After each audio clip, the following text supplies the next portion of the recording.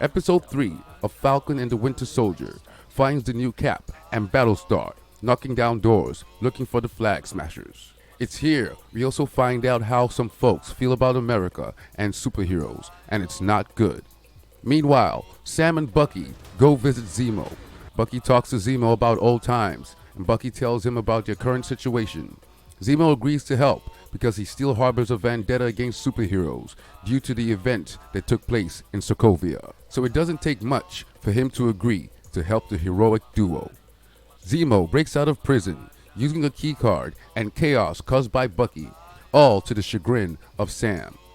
Soon, the unlikely team is assembled, and things become very entertaining than previous episodes as Zemo has entered the fray. Meeting at a secret location owned by Zemo, we find out that Zemo is a baron. He was once royalty before the Avengers destroyed his country. I especially like this because this Zemo is very much like the Zemo from the comics and the great animated show Avengers Assemble. On Zemo's jet, as they head to the pirate town Madripoor, the three make conversation about Zemo's philosophy and the events of Age of Ultron that saw his family killed and his country destroyed. We also hear more about Bucky's past, something he's still very raw about. The banter is fun and meaningful. Once again, the show has taken a more entertaining turn with Zemo in the picture. Elsewhere, the Flag Smashers are in hiding amongst the downtrodden at a GRC settlement camp. It's here we also find out that the leader of the Flag Smashers, Carly, has a sick friend who is on the verge of death. She visits with her and weeps. Now in Madripoor, our unlikely team have to assume sinister identities to infiltrate the Madripoor underworld. More great stuff because Bucky keeps having to face his past when he was the Winter Soldier. The three enter a bar full of gunmen to see someone called Selby. Zemo tells Bucky that he has to follow his commands like he once did. And it's just a matter of time before things go awry, and Zemo commands Bucky to attack. Bucky complies and takes down some thugs. They meet with Selby, and Zemo requests information about the Super Soldier Serum in exchange for the Winter Soldier, along with the code words that control him. They find out that the new serum is being manufactured by Dr. Wilfred Nigel for the Power Broker, the ruler of Madripoor. Then Sam gets a call from his sister, Sarah. Selby tells Sam to answer it on speakerphone. Sarah calls him by his real name, thereby compromising them. Selby orders them to be killed, but just then, a hidden assassin takes Selby out. Then every gunman in Madripoor is offered a generous bounty to kill the heroes. Under a hail of bullets and on the run, we are reintroduced to Sharon Carter as she saves the group.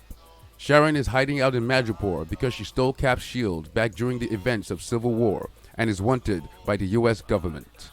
Sharon is now an art broker and living the rich hustler's life in Madripoor. Sam convinces Sharon to help them find the doctor in exchange for clearing her name with the US government.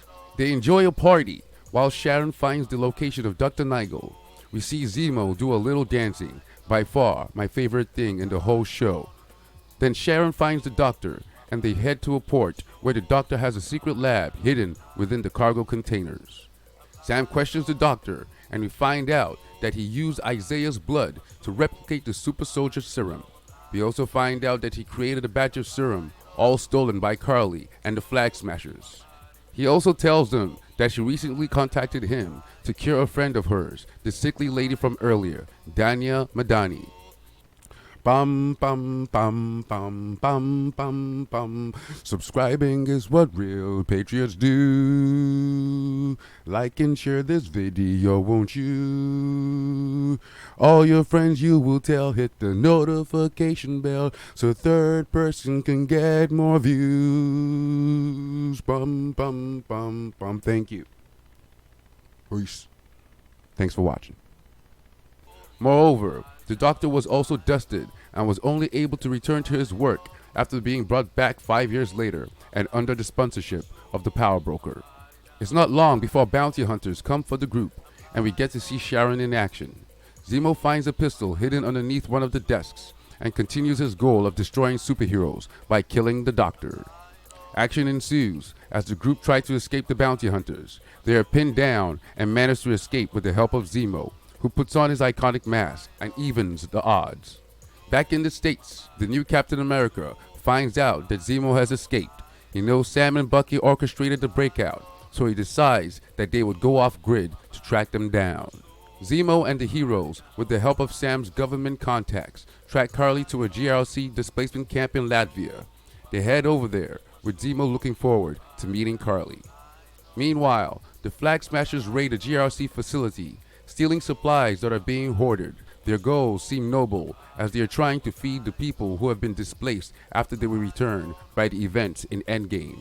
But their good intentions are immediately sullied when Karli blows up the building with a good number of GRC officers in it. This shocks one of her cohorts, but she retorts, saying it's the only language they understand. The heroes arrive in Latvia. Sam and Zemo head into the building while Bucky goes for a walk. He does so because he spots some beads we all recognize as Wakandan. He follows them, which lead him to one of the Dora Milaje, Ayo, who is there for Zemo, clearly still wanting revenge for him killing their king during the events of Civil War. This is the best episode yet in the series because it benefits from the rich world building established throughout the MCU. Almost every facet of the episode builds from the rich MCU lore, which makes for a satisfying viewing experience.